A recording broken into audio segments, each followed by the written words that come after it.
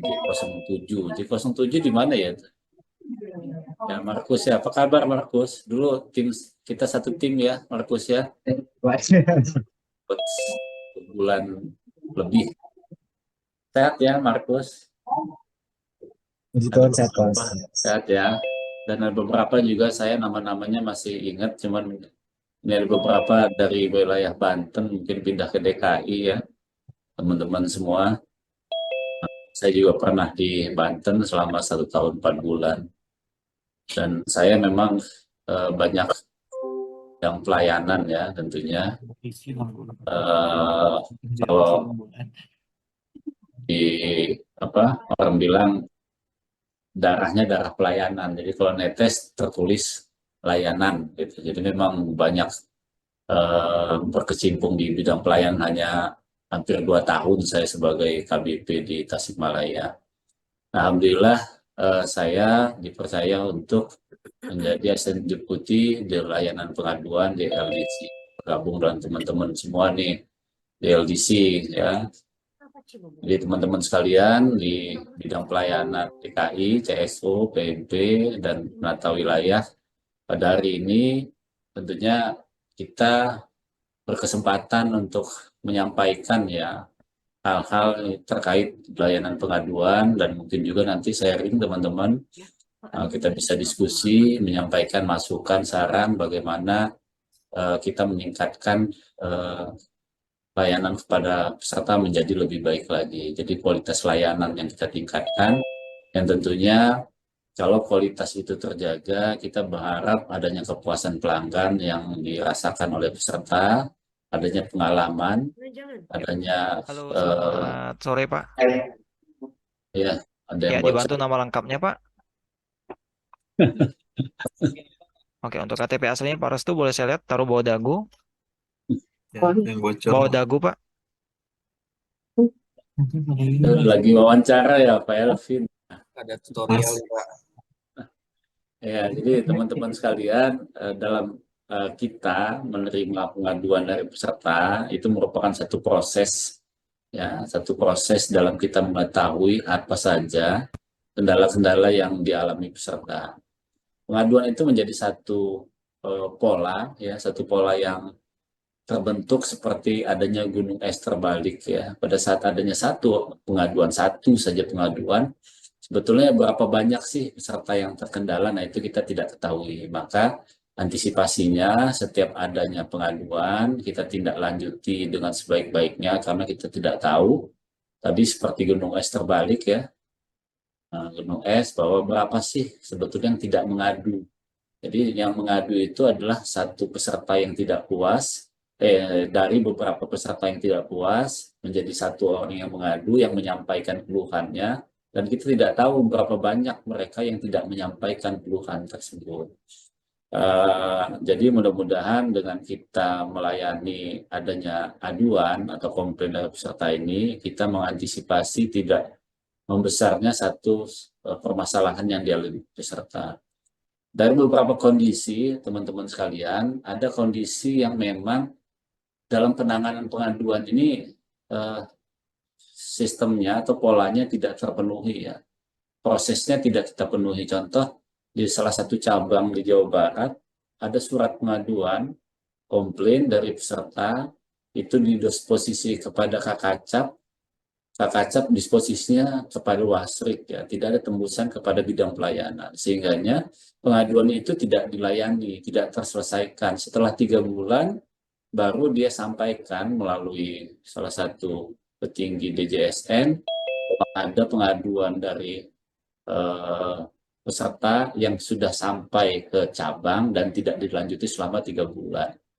Nah, kami di LDC baru menerimanya itu setelah 3 bulan surat itu diluncurkan kepada wakil dari peserta ya, dalam hal ini ahli kuasa hukumnya, yang disampaikan ke cabang dan kami baru mengetahui. Nah, hal seperti ini seharusnya kepala cabang juga tahu disposisinya kepada bidang pelayanan juga, kemudian bidang pelayanan mengentri ke data Smile sehingganya pengaduan itu dapat ditindaklanjuti. Dan proses ini pada saat teman-teman cabang entry di LD 5001, maka Kanwil mengawasi prosesnya dan mengetahui ada aduan yang harus ditindaklanjuti. Nah, melihat dari hal-hal tersebut, artinya kami melihat ada beberapa pemahaman di cabang, mungkin ya tidak di DKI ya, di cabang lain. Kalau di sini saya rasa sudah menjalankan dengan baik. Ada beberapa cabang yang belum menjalankan pola atau sistematika proses pengaduan ini secara sesuai dengan aturannya. Maka diperlukan adanya sosialisasi kembali ya kepada teman-teman di jajaran pelayanan khususnya untuk dapat melaksanakan proses pengaduan ini sesuai dengan alurnya, sesuai dengan polanya, sesuai dengan sistematisnya. Sehingganya pada saat kita menangani aduan tersebut memang sudah sesuai dengan regulasi yang ditetapkan, yaitu Perda 33. Maka untuk itu, pada kesempatan ini, teman-teman sekalian, mudah-mudahan ini jadi pembelajaran kita semua, kita dapat mengambil satu ilmu ya, tentang bagaimana menangani pengaduan secara baik. Karena kita ketahui ya, teman-teman sekalian, bahwa keluhan peserta itu menjadi penting, menjadi sangat penting. Kita tidak akan bisa memberikan layanan yang baik kalau kita tidak mendengarkan keluhan dari peserta ya. Maka pelanggan kita yang paling tidak senang adalah sumber pelajaran terbesar bagi kita untuk kita mengambil satu listen and learn-nya dalam menjalankan proses layanan kepada peserta menjadi layanan yang berkualitas, sehingga akan terjadi kepuasan pelanggan, akan terbentuk kepuasan peserta, dan peserta akan loyal, bahkan peserta diharapkan menjadi advocate bagi kita untuk menawarkan program-program yang ada di BPJS Tenaga Mungkin itu Pak Yuda pembukaan dari saya, dan dengan membaca bismillah ya kita buka acara kegiatan sore hari ini. Mudah-mudahan kita diberikan kelapangan pemikiran ya, kelapangan pemikiran untuk menerima ilmu yang bermanfaat pada sore hari ini, dan kita bisa jalankan dengan sebaik-baiknya sebagai insan pelayanan yang selalu memberikan pelayanan yang terbaik kepada peserta, pelayanan prima tentunya. Mungkin itu ya. Dengan membaca bismillah kita buka acara kegiatan sore ini. Bismillahirrahmanirrahim. Baik, terima kasih Pak Iwan atas sambutan dan arahannya. Ya, seperti yang disampaikan Pak Iwan, teman-teman, bahwa pengaduan ini memang seperti halnya gunung es. Mungkin yang mengadu satu, mungkin itu juga sebagai gambaran terkait kualitas layanan kita. Sebenarnya yang mengadu itu hanya satu, atau sebenarnya itu permasalahannya juga dialami berbagai banyak orang, namun yang mungkin sampai di telinga kita, sampai di depan kita itu mungkin hanya satu atau dua orang saja. Untuk itu mari kita di sini sama-sama belajar tentunya agar kita bisa mengetahui bagaimana pengaduan yang masuk ke kita, tentunya agar kita juga dapat introspeksi diri, mengevaluasi proses bisnis di kita, tentunya agar kembali dengan maksud dan tujuannya itu adalah memberikan service excellent kepada peserta. Selanjutnya nanti untuk materi sosialisasi akan dipaparkan oleh Bapak Dedi Eriansyah Putra. Kepada Pak Dedi, dipersilahkan. Terima kasih Mas Yud, terima kasih Dian yang sudah mengizinkan suaminya untuk MC pada hari ini. Selamat. Yang saya hormati Pak Iwan, Asisten Deputi Bidang Layanan Pengaduan, ada Mas Dinda, ada Mas Agil dan teman-teman sekalian DKI, ada Markus yang lagi di bulan. Kabar Markus? Ya teman-teman semua, senang sekali kita bisa ketemu kembali sore ini. Mungkin singkat saja, mungkin ini materi sudah sering disampaikan sebagai apa ya, reminder kita untuk mengulang-ulang supaya tidak lupa gitu ya. Tadi sebagian Pak Iwan itu pengaduan itu adalah type of the iceberg gitu ya. Dari bawah itu seperti tajam ke bawah, tapi di atas sepertinya datar gitu ya. Sementara riak-riaknya di bawah sudah berteriak tuh naik ke atas. Ya. Nanti teman-teman kita akan coba untuk membahas bersama-sama gitu ya, berdiskusi barangkali apabila ada kasus, ada keluhan kasus atau undang-undang dalam menangani pengaduan, khususnya mungkin ada yang di sini CCO yang merasakan apa ya, gegap gempita kelabing menangani pengaduan. Oke, kita masuk ke materi langsung. Ya. Coba share materinya. Oke, sudah kenal semua ya, nama saya Dedi, nggak perlu dikenal lagi ya Dedi. Sudah dalam. Oke, ini ada pertama nama Markus Mas Haji. Nah, pengelolaan layanan masyarakat kontak center 175. Nah, kenapa sih harus ada kontak center? Nah, ini sesuai amanah Undang-Undang 24 2011. Nanti teman-teman boleh lihat kalau saya nggak salah di pasal 50 ya. 50 apa 38 bahwa kita wajib membentuk unit pengendali mutu, pelayanan dan pengaduan. Nah, membentuk unit itu harus memiliki apa ya, tempat atau wadah untuk peserta menerima pengaduan sebagai lembaga negara. Kemudian nanti ada lagi lembaga negara yang juga menerima pengaduan sebagai kalau disebut biasanya dengan sebutan grievance charter atau tempatnya mereka mengadu kalau merasa tidak tidak berani atau merasa tidak pede untuk ngadu langsung ke kita gitu. Kita punya itu melalui pengelolaan kanal pengaduan termasuklah 175. Ya, penetapannya kode ini itu kalau nggak salah itu di tahun 2018 hingga 2019 ya. Nah, di Perdir 33 2011, kemudian Cap 321 2020. Dulu kan masih namanya 150.910, kemudian berubah menjadi 175 gitu ya, supaya lebih gampang diingat. Nah, angka 17, oh belum selesai, belum. Oh udah, mana?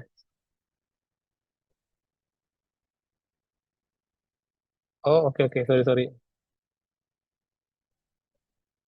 Oh iya. Oh maaf ya, soalnya biasanya pakai Keynote ya, nggak pernah pakai PPT, sorry.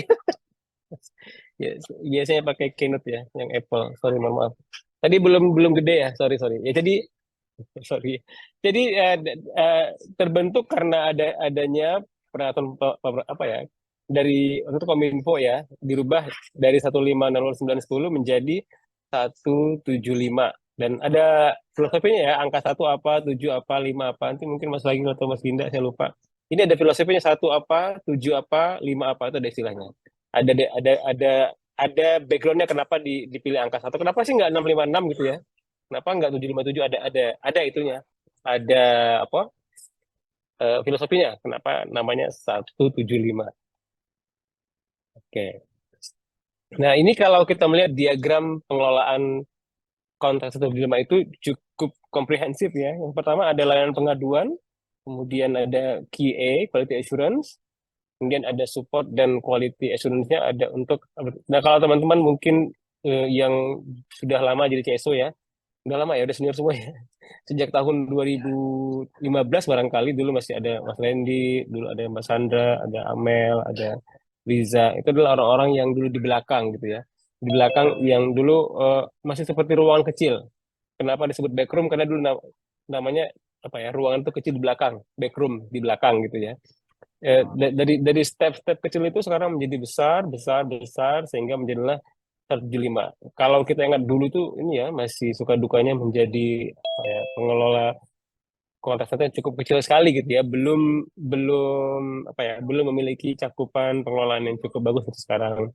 Nah, sekarang kita punya mitra pelaksana, kemudian kita juga punya eh, apa ya, petugas yang khusus untuk menangani eskalasi dari apa namanya, agent di Jogja misalnya gitu ya. Lalu juga kita juga termasuk juga koordinasi bersama unit kerja pengelola program dan layanan, termasuk juga unit teknis misalnya kantor cabang atau kantor wilayah. Kemudian dalam mensupport pengelolaan ini ada Direktur HCP untuk SDM-nya, kemudian untuk kecakupan pengadaan barang dan jasa, kemudian misalnya pada promosi sosial media, kemudian IPT dan APT. Nah, ini mungkin sebagai sedikit ini ya bocorannya. Kita insya Allah kalau jadi nih ya, kalau misalnya nanti lancar, kita akan punya konter mandiri. Kan sekarang kita masih pakai ini ya, pihak ketiga ya, di mitra ini yang tengah itu mitra pelaksana.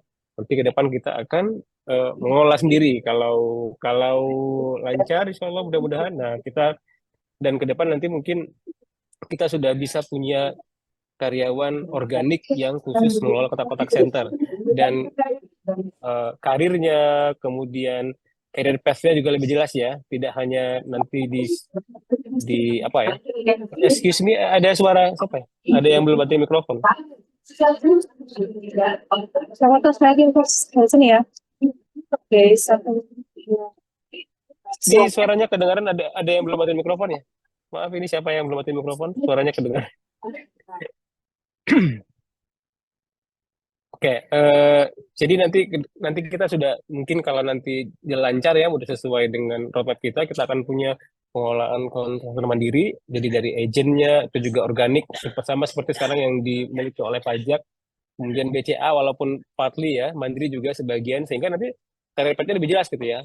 Jadi tidak hanya misalnya CSO terus enggak, nanti bisa naik. Kalau setahu saya, kalau teman-teman mungkin tahu, kalau di pajak itu agent di kontraktor termasuk adalah karyawan yang disegani karena yang menguasai ilmu, tahu semuanya gitu. Orang-orang yang di pajak.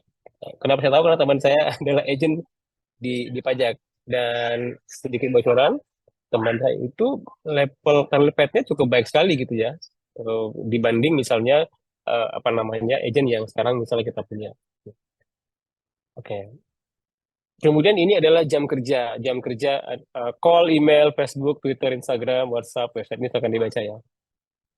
Nah, kita masih memang mengadopsi Indonesia gitu ya.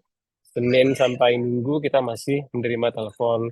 Mungkin kalau teman-teman yang apa ya, pernah mengikuti benchmarking misalnya kontraktor di luar negeri misalnya, nah itu memang jam kerjanya hanya weekdays, Senin sampai Jumat gitu ya. Tapi karena memang ini adalah apa, lembaga negara yang memiliki program yang kompleksitasnya cukup tinggi dan unik, sehingga memang cenderung tidak cukup kalau hanya weekdays, sehingga Senin sampai Minggu juga kita menerima panggilan melalui kontak 75. Oke, nah ini top 5 topik informasi dan pengaduan.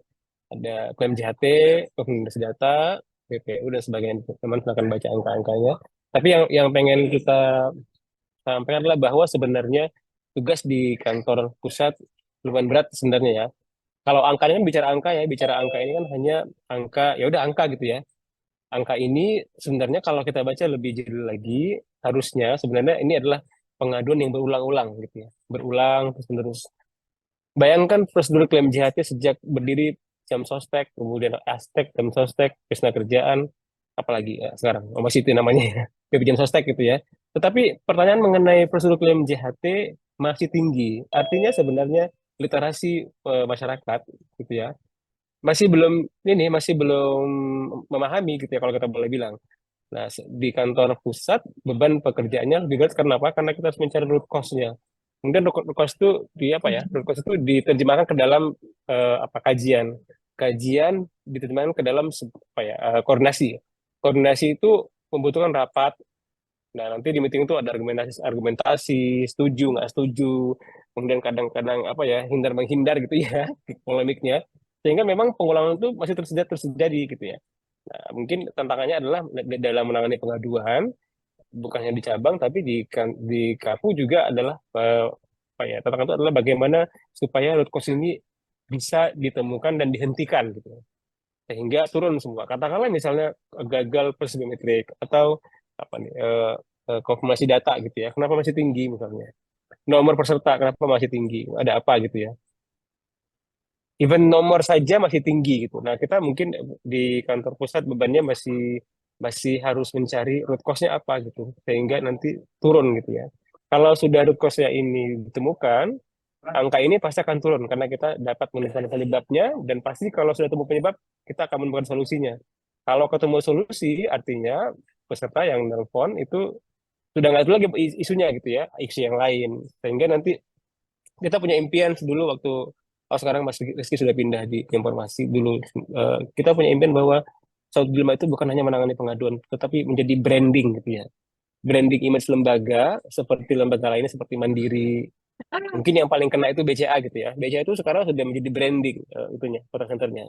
Jadi tugasnya bukan hanya menangani pengaduan, mereka sudah konteksnya sudah ke apa ya, ke dunia, ke apa sih, ke apa ya, apa sih ngomongnya itu, Eh, apa ya, sudah go internasional, sorry. Jadi memang konteksnya bukan hanya menangani pengaduan, bukan menjadi pemadam kebakaran, tidak, tetapi sudah menjadi branding BCA sendiri. Bahkan kontak center itu sudah menjadi gede ya. Kalau teman-teman mungkin jalan-jalan ke Tangerang gitu ya, mungkin yang tahu Ibu Wani Sabu, pelopornya kontak center BCA, itu dari bawah sekali gitu. Sehingga 115 itu impiannya bukan hanya nangani pengaduan gitu ya, bukan hanya panik ketika ada pengaduan tinggi segala macam, tidak, tapi menjadi branding. Branding kerjaan dalam hal menyampaikan informasi gitu ya, campaign kita dalam program misalnya, atau mungkin nanti di dalam jangka panjang bahkan bisa mungkin membantu kesertaan dari sisi misalnya penagihan iuran atau apa apa ya, reminder pembayaran itu. Dulu pernah sih itu mah dihentikan sementara waktu itu. Nah, itu impian kita gitu. Nah, kalau kita sudah ketemu root cause-nya, impian-impian itu pasti akan tercapai. Kenapa? Karena kita tidak lagi disibukkan dalam menangani pengaduan, tetapi mencari inovasi dan mencari apa namanya, aspek-aspek lain yang bisa dikerjakan selain menangani pengaduan. Oke. Contohnya kita bisa lihat BCA ya. Itu perlu kita ulang-ulang karena memang saat ini memang untuk Indonesia BCA masih yang paling baik kalau kita lihat contact center-nya. Oke, nah ini struktur di LDC, dulu namanya LDU, kemudian PEP, lalu LDC, Pak Iwan Ray sebagai supervisor, kemudian ada penata pengembangan contact center, ada Mbak Rini, ada Mas Coki, ada ini siapa sih? Agak itu ya, ini Ayu ya, siapa? Ada Mas Joko, ada ya Ayu dan sebagainya gitu ya. Ada Mas Yuda, tapi kalau dia nggak di sini ya, dia di Cabang. Kemudian penata perencanaan dan pengaduan. Nah, ini tuh ada Bang Budi, ada saya, ada Putri, ada Amel, ada Mbak Mega. Lalu ada penata pengelolaan kanal pengaduan, ada 3, lalu ada penata pengelolaan kemitraan. Di pengaduan itu sudah mirip kayak cabang gitu ya, lebih ramai. Ini termasuk staf yang paling ramai di kantor pusat gitu ya, setelah SBD. Sudah seperti kantor cabang, dan kita emang apa ya, kita tuh memang benar-benar seperti apa? Seperti di kantor cabang karena memang operationnya itu jam 7.45 sudah mulai. 7.45 itu sudah mulai bekerja karena call itu dimulai jam 8 pagi di tim care. Ini perusahaannya perusahaan pembuatan teknologi gitu. Untuk pembuatan khusus undangan juga. Oke. Nah, untuk kalau kita bicara mengenai apa ya, staffingnya, nah, agent sales itu 175, ada inbound, kemudian sosial media, WhatsApp, website, dan email. Untuk inbound call ada direct gitu ya. Nah, ini yang sekarang kita sudah punya itu baru ya, call direct from extension 6. Nah, itu nanti masuk ke IVR gitu ya. Dan transfer call from agent per 75. Saya lupa apa pengguna, tapi kalau nggak salah itu penggunaannya buat ini ya, buat minta nomor kartu kalau nggak salah ya. Kemudian backroom ini eskalasi dari yang tidak bisa di agent, tidak bisa di inbound call misalnya, ini masuknya di apa eskalasi melalui backroom. Nah, teman-teman juga harus mungkin mengetahui sebagai informasi bahwa agent kita itu untuk yang non organik atau kita hire gitu ya, pihak ketiga ada di Jogja. Kenapa Jogja? Karena waktu itu perhitungannya dari sisi efisiensi biaya. Karena kan untuk UMP di Jogja lebih murah gitu ya dibanding di DKI Jakarta. Oke, tapi ke depan ini mungkin apabila nanti dievaluasi untuk meningkatkan apa ya, pelayanan, bisa jadi sih balik ke Jakarta lagi. Oke, kalau untuk alur penanganan pengaduan ini mungkin kalau dibaca agak pusing gitu ya, kayak map ular gitu. Tapi singkatnya adalah peserta kalau ngadu itu bisa melalui agent gitu kan. Agent, kalau agent selesai bisa jawab tanpa ada eskalasi, clear semua, close. Tapi kalau misalnya tidak selesai di agent, karena bisa langsung ke care atau dari agent ke care bisa, kemudian nanti dieskalasi. Kalau misalnya close ya close selesai, kalau nggak close di antara dua ini, baik di agent, baik di care, maka nanti dieskalasi melalui backroom. Backroom close, kalau backroom juga nggak selesai, akan masuk ke unit terkait. Dalam hal ini misalnya kepesertaan atau di KLP gitu ya, kebijakan program, atau di KL, operasional pelayanan. Kalau juga belum selesai, masuk ke dalam tim penanganan pengaduan serius gitu ya. Tim penanganan pengaduan ini diatur di Perdi 33/12/2018, ada step-stepnya, ada penahapannya sampai jatuh kepada putusan bahwa ini adalah adalah termasuk kategori risiko tinggi gitu. Oke, tapi nanti kita akan bicara lebih apa ya, lebih detail sedikit ya, sedikit mengenai bagaimana contingency plan-nya supaya kita bisa mengetahui bahwa ini pengaduannya rendah, sedang atau tinggi gitu ya, melalui metode was-was gitu ya. Metode was-was mungkin kalau kita boleh bilang. Tadi kita lihat ada diagramnya. Oke, kalau untuk alurnya di segi 5 itu ada tier 1 ini petugas kontak center, tier 2 petugas care, tier 3 petugas kontak cabang. Ini nanti bisa dibaca ya. Ini sebenarnya teknis ya, teknis sekali. Yang pasti kalau dalam menangani pengaduan itu pasti ada terlapor, cabang kah, pusat kah, atau siapa. Kalau terlapor nggak mampu menangani, maka pindah ke siapa misalnya. Kanwil atau ke cabang yang memang sebenarnya berkewajiban menangani gitu ya. Karena misalnya masuk ke Gambir, tapi tugas itu sebenarnya bukan tugas Gambir, misalnya tugas Kebon Sirih.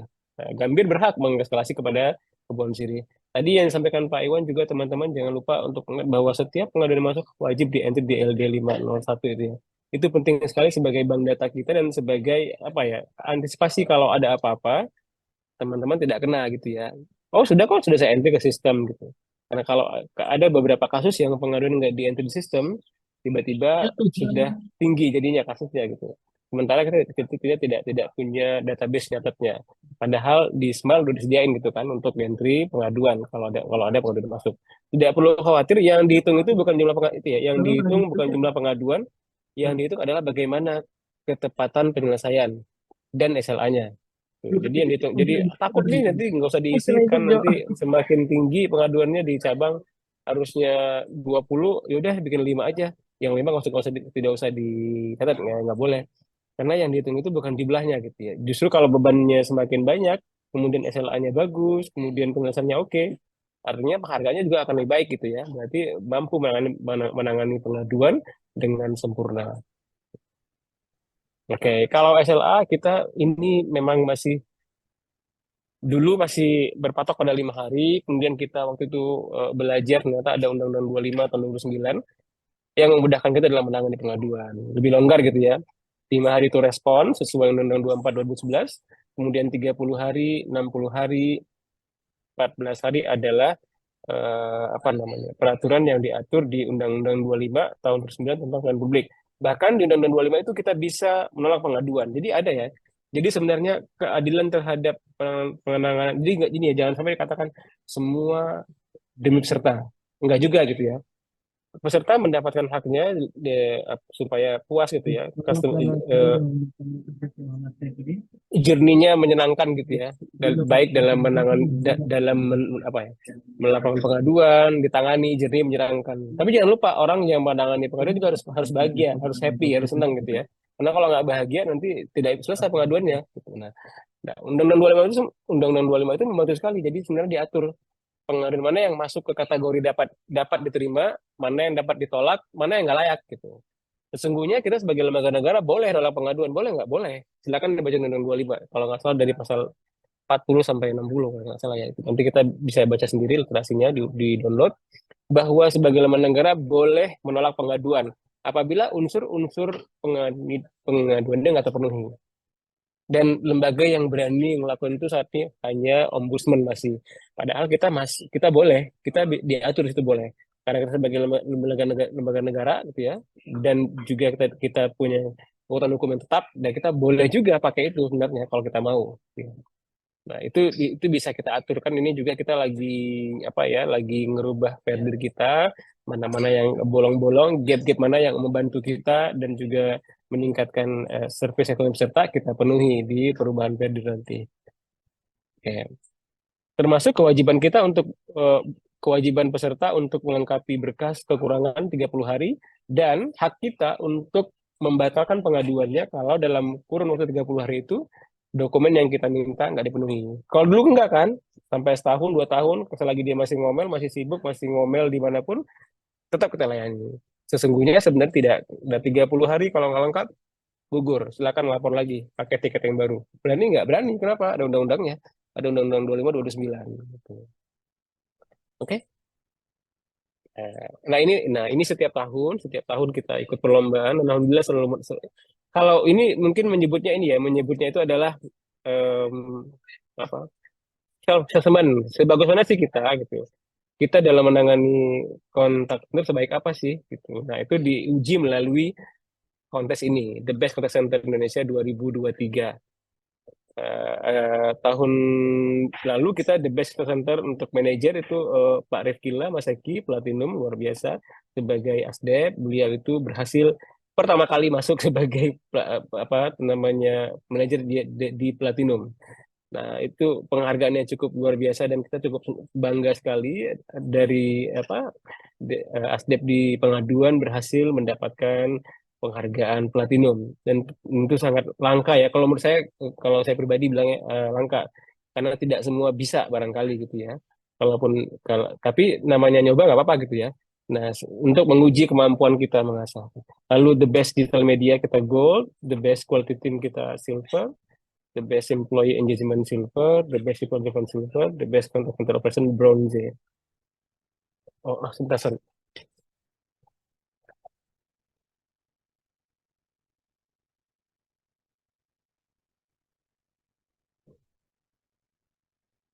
Oke. Nah, jadi nanti mungkin saya nggak tahu ya Pak Iwan ya, boleh nggak teman-teman cabang diikutkan dalam lomba ini ya, siapa tahu boleh gitu ya.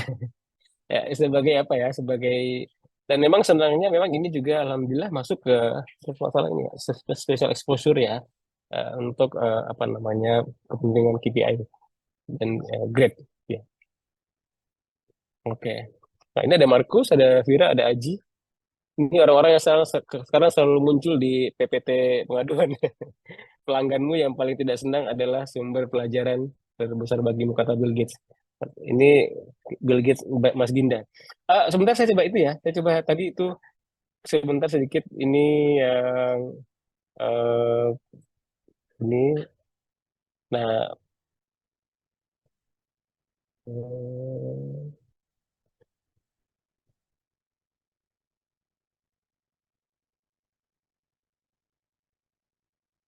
nah ini.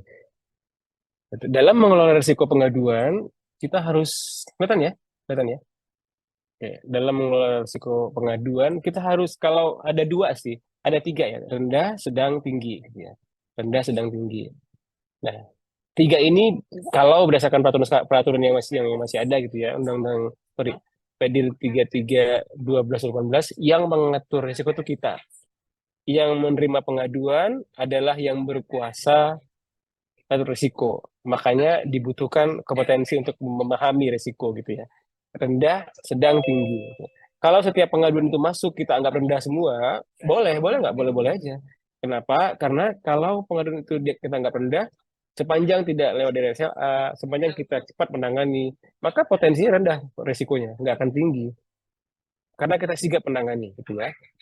Nah, itu kalau kalau kita berpedoman pada itu, rendah dulu. Kemudian kalau kita abaikan sedikit atau mungkin materinya juga lumayan reward, bisa sedang gitu ya.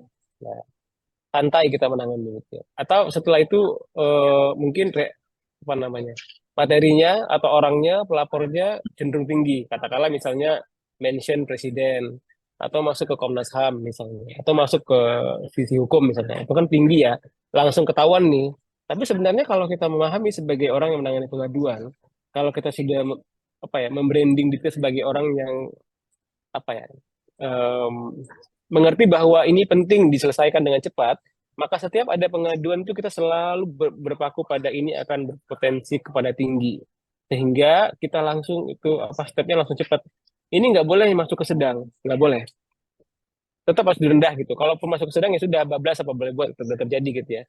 Tetapi sebenarnya kalau teman-teman itu selalu apa ya, berpikir bahwa itu ketika masuk pengaduan menjadi warning, langsung berpikir ini high voltage, maka kita akan selalu tepat dan cepat menangani pengaduan.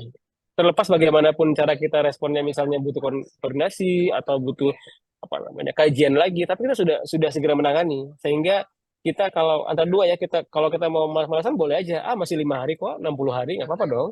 Kan saya punya SLA, saya punya SLA itu kan 60 hari jam pasirnya, masih lama gitu ya. Boleh nggak boleh. Tetapi potensi akan resikonya semakin tinggi akan terjadi dan itu berbahaya.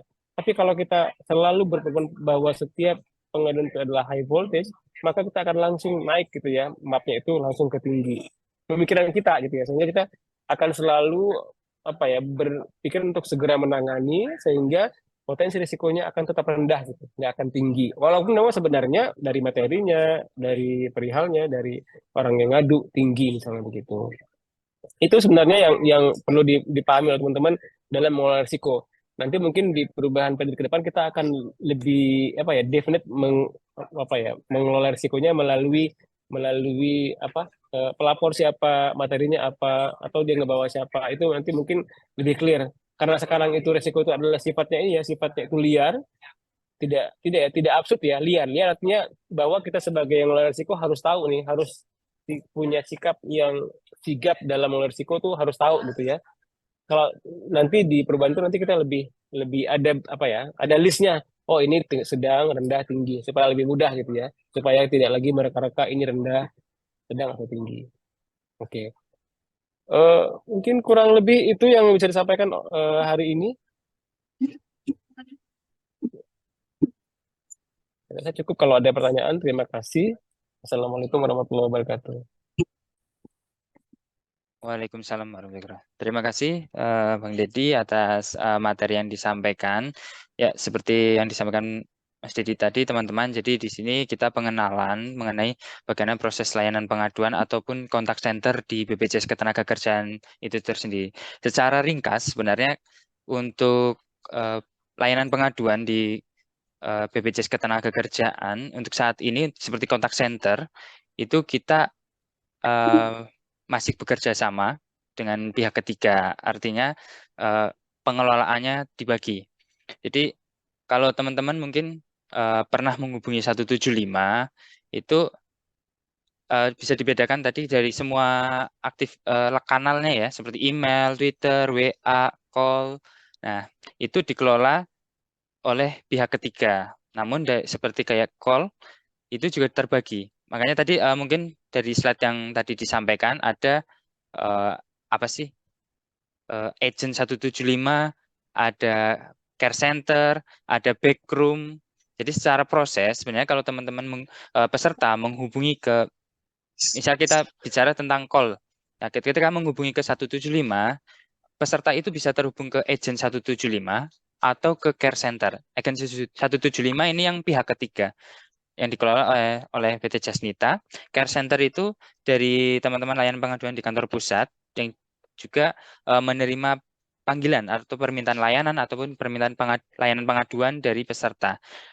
Nah, itu call atau panggilan dari peserta itu bisa masuk dari dua layanan itu. Kalau misalkan sebelum itu, kalau dari agent 175, ini kewenangannya terbatas, teman-teman. Jadi, mereka tidak bisa melihat data secara detail, maka oleh karenanya umumnya mereka hanya bisa memberikan informasi secara umum dan pasti sesuai dengan ketentuan dan kewenangan peraturan BPJS Kerjaan. Nah, tapi kalau misalkan itu berkaitan dengan melihat data dari agent 175, dia akan melakukan eskalasi panggilan ke care center di 175 atau teman-teman di kantor pusat. Namun apabila tidak tersedia, itu akan dilakukan eskalasi pembuatan tiket, itu yang nanti akan dieskalasi ke backroom. Nah, backroom itu sendiri nanti juga akan melihat layanan atau permintaannya seperti apa. Jika memang harus dieskalasi ke unit-unit terkait, maka mereka akan melakukan eskalasi. Begitu juga dengan di care center. Nah, apabila layanan itu juga harus ditindaklanjuti oleh unit lain. Misalnya mungkin yang sering terjadi dari kantor cabang sering mendapatkan eskalasi seperti itu ya.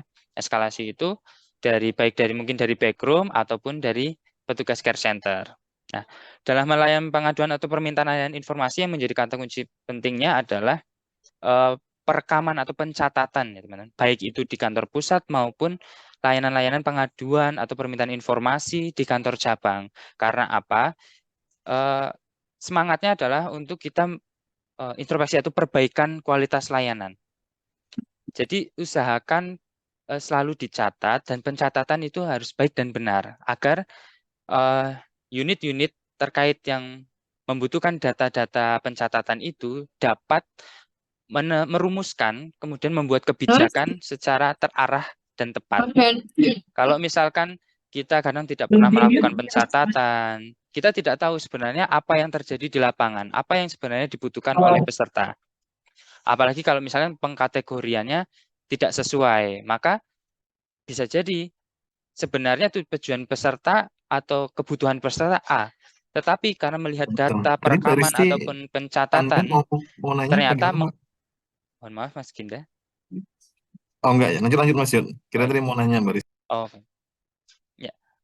Jadi ketika pencatatan salah, misalkan seharusnya mungkin yang dibutuhkan kepada peserta adalah A. Namun ketika pencatatan dalam atau perekaman informasi di Smile itu tidak sesuai, sehingga nanti kemudian unit-unit terkait akan menganggap bahwa root cause-nya layanan ini membutuhkan ternyata B. Wah, sehingga dirumuskan muncul kebijakan itu B. Nah, sementara harusnya yang dibutuhkan peserta adalah A. Itulah pentingnya pencatatan berekaman secara sistematis dan sesuai. Nah, kemudian selanjutnya kita berlanjut ke sesi sharing. Mungkin dari teman-teman ada yang ingin tahu lebih Mas banyak Yuda, tentang. Oh ya, saya tambahin sedikit ya. boleh Pak, silakan. Teman-teman pelayanan sewilayah DKI, saya tadi menggarisbawahi apa yang dijelaskan oleh Pak Dedi ya. Jadi penting bahwa ada pengaduan rendah, sedang, dan tinggi. Jadi memang saya sangat respect tadi apa yang disampaikan Pak Dedi, bahwa dia menyampaikan di luar slide, ada tambahan bahwa bagaimana kita mengelola ya. Anda mesti kita memahami bagaimana kita mengelola pengaduan tersebut. Kalau salah kelola, pengaduan rendah bisa menjadi tinggi. Kalau kelola dengan baik, pengaduan tinggi bisa menjadi sedang atau rendah. Artinya, kata kuncinya bagaimana kita mengelola. Maka pada saat kita mulai mengelola, kita pahami dulu pengaduan itu. Jadi hal yang pertama menjadi penting adalah begitu pengaduan masuk, teman-teman pahami 50% persoalan akan selesai kalau kita memahami permasalahan dapat menyimpulkan. Jadi setiap permasalahan, ini di luar pengaduannya, orang bijak berkata bahwa kalau kita memahami masalah dan dapat menyimpulkan satu masalah, maka 50% dari masalah sebetulnya sudah selesai. Jadi bagaimana tadi yang menjadi catatan Pak Dedi adalah kita bisa mengelola pengaduan. Jadi itu satu. Kemudian yang kedua, dalam mengelola pengaduan itu, mungkin nanti kita akan perbaiki DPR-nya tadi yang disampaikan Pak Dedi. Tapi sebagai gambaran, teman-teman di lapangan, harus ada 3 ya kriteria tadi harus dipahami. Materinya atau substansinya, misalnya substansi itu tidak mengandung resiko tinggi, tapi pelapornya misalnya dari media kah, atau dari lembaga hukum kah dan sebagainya, atau wartawan. Maka ini hati-hati dalam mengelolanya, jangan sampai karena ketidakpuasan dia mengupload di media sosial, kemudian viral. Maka siapa pelapornya menjadi penting. Yang melaporkannya teman-teman bisa mengantisipasi, oh yang melaporkan ini mungkin dari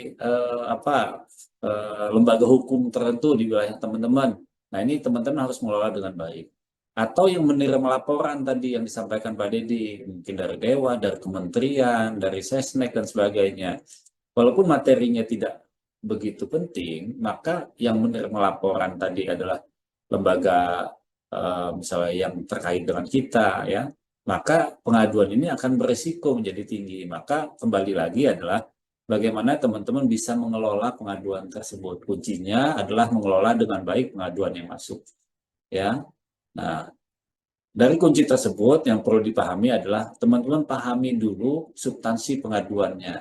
Maka kembali saya bilang tadi, orang bijak berkata bahwa kalau kita mengetahui permasalahan dan dapat menyimpulkan masalah, sebetulnya kita sudah menyelesaikan 50% dari permasalahan yang ada. Ini tambahannya Mas Yuda, terima kasih. Terima kasih Pak Iwan. Baik, selanjutnya untuk sesi tanya jawab, mungkin dari teman-teman ingin ada yang ditanyakan, baik itu ingin mendalami tentang kontak center atau layanan pengaduan di 175, atau mungkin dari teman-teman ada case yang ingin di-sharingkan atau ingin didiskusikan, mungkin ada pengaduan seperti ini, itu harusnya bagaimana sih Pak dalam menyikapinya, seperti itu boleh kepada teman-teman dipersilahkan.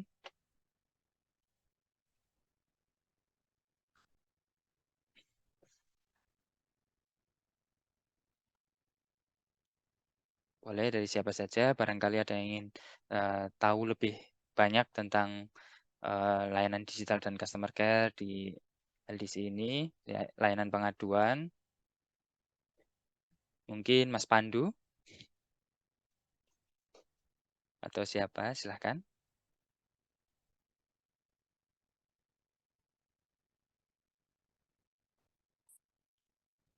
Mbak Mega Riana mungkin yang pernah berkunjung ini ke kontak center kami di kantor pusat, mungkin ada yang ingin dikonfirmasi atau ingin tanya lebih detail lagi, seperti itu.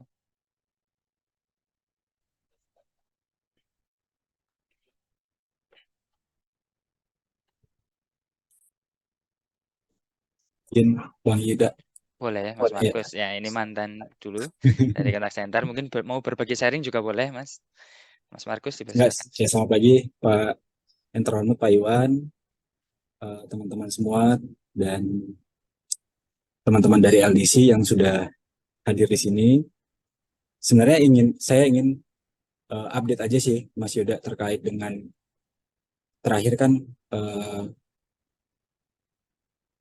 apa-apa saja yang bisa di handle oleh call center 175 yang di Jogja sampai dengan saat ini. Mungkin siapa tahu ada perubahan gitu kan, dan yang bisa di handle oleh care center 175. Mungkin itu aja, diupdate aja Mas. Terima kasih. Terima kasih, Mas Markus. Tadi ingin lebih dalam mengenai apa saja sih yang kewenangan ya, seperti kewenangan atau yang dilayani dari teman-teman agent 175 maupun di care center 175, seperti itu ya update terbarunya. Mungkin ada yang mau menjawab dari Mas Ginda atau Bang Deddy? Halo, Mas Ginda? Ya, baik. Ya. Terima kasih Mas Yud, Mas Markus untuk pertanyaannya. Paling singkat aja ya, Mas, teman-teman dari kantor DKI. Sebenarnya memang untuk penambahan kewenangan itu belum ada ya, di 2 tahun terakhir itu penambahan belum ada. Memang untuk top 5 informasi yang masuk ke kontak center 175 adalah permintaan informasi nomor kartu dan juga untuk pembukaan biometrik gitu ya. Nah, di 2 top 10 ini kita belum bisa meningkatkan kewenangan agennya. Yang pertama. Yang kedua, justru dalam 1 tahun terakhir ini kita ada pengurangan kewenangan gitu ya. Jadi hal-hal yang sangat krusial seperti pembukaan hapus akun, kemudian untuk ya hal-hal yang berhubungan dengan AG Kapu. Nah, itu justru kita nggak bisa tanganin di kontak center 175 itu ya, di Gear 1. Jadi memang sebelumnya kita mewakili LDC saya gitu ya. Mohon maaf kepada teman-teman di kantor cabang, mungkin dalam 3 bulan terakhir akan banyak masuk bukan eskalasi ya, arahan dari kontak center untuk datang ke kantor cabang terdekat. Karena memang dari kantor pusat sendiri ya, apakah itu dari MRI atau dari OTPTI, hal-hal yang seperti tadi yang dengan AG Kapu atau hapus akun, arahannya adalah untuk diarahkan ke kantor cabang gitu ya. Padahal kondisinya di kantor cabang pun loadnya lagi tinggi gitu. Nah, kenapa kegiatan sosialisasi ini kita adakan? Karena harapannya adalah untuk menyamakan persepsi dengan teman-teman cabang, khususnya CSO ya, yang di garda terdepan, bahwa kontak center 175 ini walaupun pihak ketiga sebenarnya bukanlah eksternal gitu ya, itu adalah merupakan bagian dari BPJS Tenagakerjaan, dan ketika agent kita mengarahkan untuk kantor cabang itu juga bukan semena-mena karena keinginan mereka sendiri gitu ya, tapi itu adalah memang arahan dari manajemen seperti itu. Cukup Mas. Oke, terima kasih Mas Ginda. Jadi mungkin saya tambahkan, jadi kalau di agent 175 itu otomatis pemberian informasi secara umum itu di mereka bisa dilakukan. Tetapi kalau berkaitan dengan data memang ada keterbatasan kewenangan. Seperti yang sebelumnya ya Mas Markus tadi Mas Ginda bilang, dulu di agent 175 itu agent maupun di care center itu bisa melakukan reset akun melalui tier 1 itu. Tetapi berkaitan dengan adanya kebijakan terbaru dari manajemen, untuk saat ini, untuk reset akun belum bisa dilakukan. Sehingga diarahkan ke kantor cabang. Termasuk juga dengan amalgamasi KAPU. Dulu di tahun lalu amalgamasi KAPU untuk pembatalan itu memang ketika peserta menghubungi ke 175 terutama ke bagian care center, kita lakukan verifikasi terlebih dahulu. Jika memang terindikasi adanya kesalahan, kita bisa melakukan eskalasi ke OT, melakukan simponi untuk permintaan pembatalan. Tetapi kemudian ada kebijakan baru dari kewenangan dan pastinya dari manajemen terkait risiko, sehingga diarahkan untuk pembatalan amalgamasi, pembatalan AGKAPU itu harus dilakukan di kantor cabang. Nah, kemudian kalau di care center, informasi nomor kartu juga bisa diinformasikan. Nah, kalau informasi nomor kartu itu kalau di agent 175, di agent itu yang di Jogja ya, pihak ketiga, mereka biasanya akan melakukan eskalasi. Jika lewat call, mereka akan melakukan eskalasi ke care center. Tapi jika care center tidak tersedia, mereka akan membuatkan tiket pelaporan, itu yang akan diteruskan ke teman-teman backroom.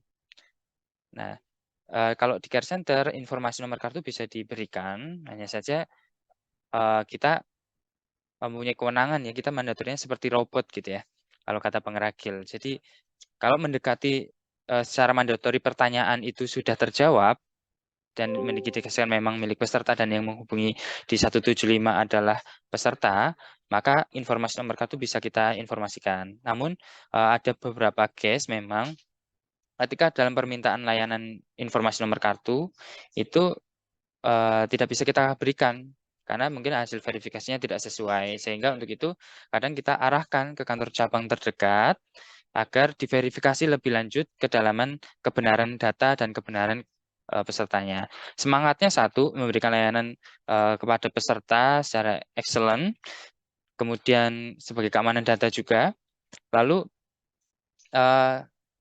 one stop solution ya. Jadi jangan sampai peserta ini harus menghubungi atau mengadu ke berbagai kanal atau bolak-balik ke kantor cabang A, ke kantor cabang B, ke kantor C, ke call center, kembali ke kantor cabang. Artinya dalam verifikasi memang sebenarnya kalau di care center itu tidak berbeda jauh.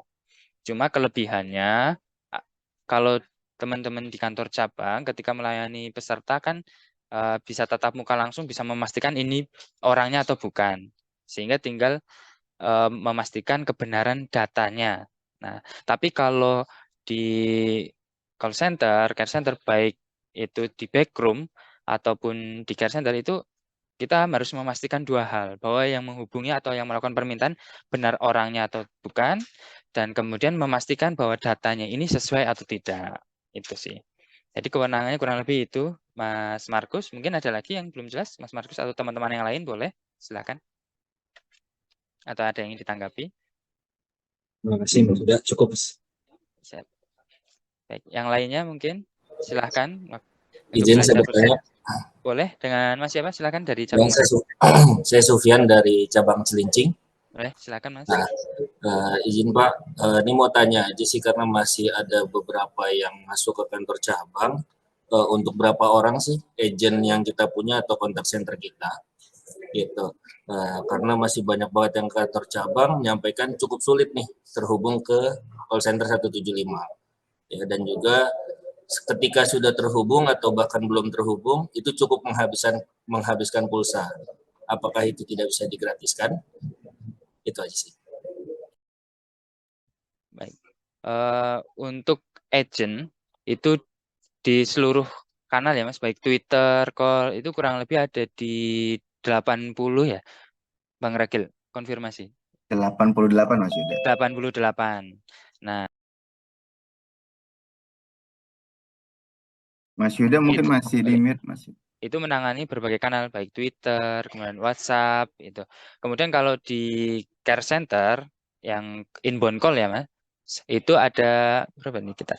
Tinggal 6 orang. Itu bagian yang pengecekan data. Artinya bisa dilihat kalau misalkan di agent 175 mereka yang aktif itu sekitar 20 orang dalam satu hari, ketika itu layanannya berkaitan dengan data, dia harus eskalasi ke teman-teman care center itu berjumlah 6, 20/6, sehingga memang tidak dipungkiri keterbatasan sumber daya mempengaruhi banyaknya layanan yang diatasi atau tidaknya itu. Nah, kalau teman-teman di backroom itu ada sekitar 6 juga ya Bang Ragil ya. Itu menangani tiket-tiket 8, itu berapa? Mas? 8. Oh, 8. Itu pun penanganannya bukan sekedar layanan dari kontak center, tapi juga melayani permintaan-permintaan pengaduan dari Halo JKP, kemudian dari lapor.go.id, dan ombudsman, seperti itu. Baik, menambahkan Mas Yuda, Mas Ian. Apa kabar Mas Ian? Siap, Mas Ragil. Sehat ini. Ini teman lama saya ini Mas Ian. Jadi gini ya, Ian, di kami itu memiliki agent call, seluruh agent all kanal kami bilang ya. Jadi ada kanal itu ada sosial media, kemudian inbound call, kemudian non voice yang seperti kayak sosial media, email, live chat dan WhatsApp ya seperti itu. Jadi ada berjumlah 88. Itu semuanya multi skill. Sehingga misalnya contohnya dalam satu orang agent itu kan terdapat misalnya 8 jam kerja ya. Karena di contact center itu kita memiliki shift, itu 3 shift. Kemudian di setiap agent itu dia memiliki waktu 8 jam kerja, namun biar mereka tidak bosan, selama 8 jam itu 6 jam mereka menerima call, dan 2 jam itu ditukar ke non-voice, seperti itu. Nah, memang sih saat ini permasalahan masih terdapat sulitnya dihubungin, itu masih karena memang dari batasan ataupun memang kemampuan agent kita dengan jumlah traffic yang masuk, itu tidak sebanding sebenarnya seperti itu. Karena yang selama ini kiblat kita di BCA misalnya. BCA itu memiliki lebih dari 1.000 agent gitu.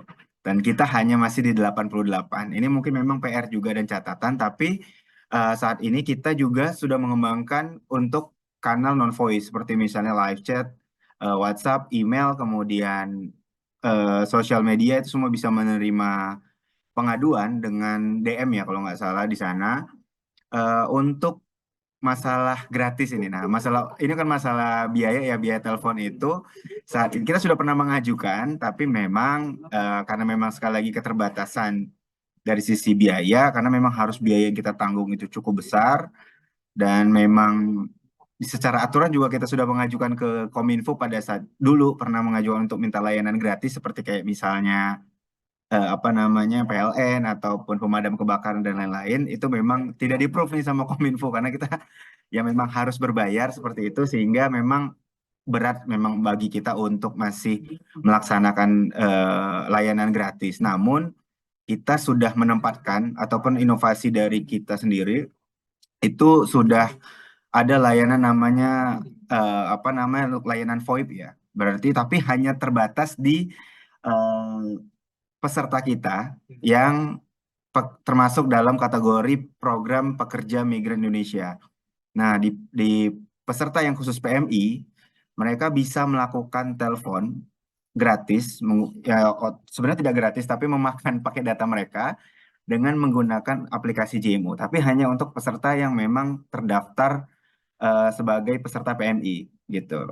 Dan belum kita buka untuk peserta yang sifatnya PU ataupun BPU, karena memang di satu sisi lagi kita memang kesiapan agent kita masih terbatas. Itu sih Mas Ian, Mas Yuda atau Mas Ginda. Baik, terima kasih Bang Ragil. Dari teman-teman yang lain ada yang ingin ditanyakan lagi atau yang ingin didiskusikan?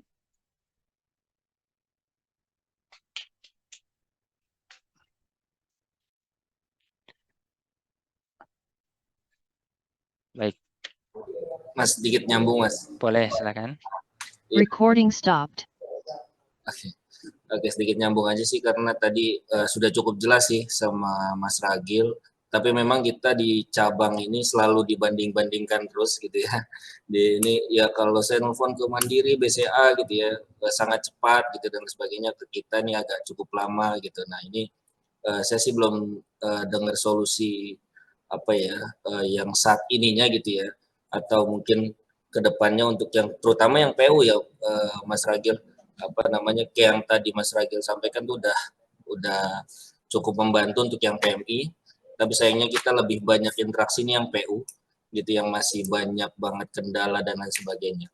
Nah itu mungkin apakah kita kan sekarang lagi nyusun RKT tuh, apakah di RKT tahun depan itu akan ada masukan itu untuk penambahan mungkin nggak 1.000 lah, 200-300 itu mungkin sudah bisa sambil mengurangi itu gitu. Mungkin bisa ada bocoran Ya. atau Ya, Mas Yan, jadi kalau kami sih memang fokusnya gini, ini saran aja sih untuk teman-teman di kantor cabang, misalnya kesulitan peserta melalui telepon, maka bisa disarankan untuk melalui email, kemudian sosial media, ataupun apa namanya live chat, WhatsApp gitu. Nah di sana bisa melalui form pengaduan. Itu pasti ditindaklanjutin karena ada dari kita, dari mitra ya, mitra pelaksana itu akan ada KPI juga seperti itu. Nah terkait usulan ke depan ini nih, kalau masalah hepeng kalau kata orang Batak ya ini mungkin Pak Iwan ada nggak penambahan agent nih Pak kira-kira untuk tahun depan? Mungkin silakan Pak Iwan. Ya, makasih Mas Ragil, Mas Supian ya. Salah satu upaya kita adalah salah satunya ya menambah agent di Jogja ya, karena beban kita masih tinggi. Jadi dari telepon yang masuk dengan jumlah agen untuk menerima telepon dalam satu satuan waktu itu tidak imbang. Nah, salah satu solusinya adalah penambahan agent. Maka di tahun depan kita sudah anggarkan juga masuk untuk penambahan agent. Itu satu. Nah, solusi lain adalah memang CCO mesti aktif ya. Kan kemarin Pak Ginda kan ada 11 CCO ya. Itu adalah salah satu solusi bagaimana kita dapat menerima setiap telepon yang masuk yang dilakukan oleh peserta. Nah, untuk saat ini tentunya kanalnya tidak hanya telepon ya, tadi ada kanal media sosial, IG dan sebagainya. Itu juga menjadi kanal yang bisa menerima peserta. Nah, makanya ke depan sih memang ya itu tadi ya apa yang disampaikan Mas Dedi tadi, agent call center ini menjadi satu unit tersendiri yang dia punya karir yang jelas dan sebagainya itu menjadi satu parameter kita untuk memperbaiki bagaimana contact center itu bisa menjadi garda terdepan dalam melayani peserta. Banyak sih solusi lainnya dan itu sedang kita rangkai, termasuk nanti kita juga lagi membuat kajian apakah call center ini kita kelola sendiri, swakelola ya 175 ini, tidak lagi menggunakan Jasnita. Nah ini juga menjadi satu rancangan sehingganya ke depan kita akan menjadi lebih baik lagi. Untuk kondisi saat ini memang kalau dibandingkan dengan beberapa call center di institusi lain memang kita mungkin tidak sebaik itu ya seperti BCA. Tapi untuk masuk ke lingkungan dalam kelompok yang terbaik kita sudah yang terbaik juga Mas Supian. Walaupun cukup muda ya kita gitu loh. 2014 ya kita mulai ada ya Pak Ragil ya, tapi dengan kondisi saat ini itu sudah sangat baik kita mengelola call center 175. Mungkin itu tambahan dari saya. Baik, Ya. terima kasih. Sekadar informasi Mas Fian, di kita juga sudah ada, kita coba piloting nih untuk layanan gratis kita. Itu ada pojok digital di beberapa kantor wilayah, di beberapa kantor cabang di 11 wilayah, di mana peserta bisa melakukan telepon secara gratis menggunakan, kalau pojok digital kita tuh ada tuh kan yang menggunakan tab. Nah, di 11 kantor cabang kita itu bisa menelpon di sana secara gratis. Sehingga kalau misalnya contoh nih, saya contoh diambil kantor cabang Serang, kalau nggak salah dia di Batam, di Palembang, kemudian Jakarta, Kelapa Gading, ada beberapa di 11 wilayah, itu peserta, misalnya nih ada antrian informasi. Nah, antrian informasi ini bisa peserta itu dapat nomor antrian sambil menunggu pemanggilan, dia bisa ditawarkan solusi misalnya apakah memang mau menggunakan layanan kita, kontak center di layanan pojok digital. Jadi ketika memang peserta tadi mau bersedia, maka nomornya itu tidak hangus nomor antriannya, tapi peserta bisa dapat langsung melakukan interaksi di layanan pojok digital yang bisa langsung telepon ke kita, click to call kita istilahnya kita di sana. Kemudian setelah dilayani di sana, biasanya peserta sudah mengembalikan lagi tuh nomor antrian, dia tidak jadi antri. Jadi sudah sekaligus mengurai antrian kita. Itu ada di 11 wilayah gitu. Ada di Surabaya, ada di Makassar, ada di beberapa di 11 wilayah kantor wilayah ada baru kita piloting di 11 wilayah itu sudah mulai dari tahun lalu ya gitu. Memang yang paling efektif sih saat ini masih di Serang ya Pak Iwan ya.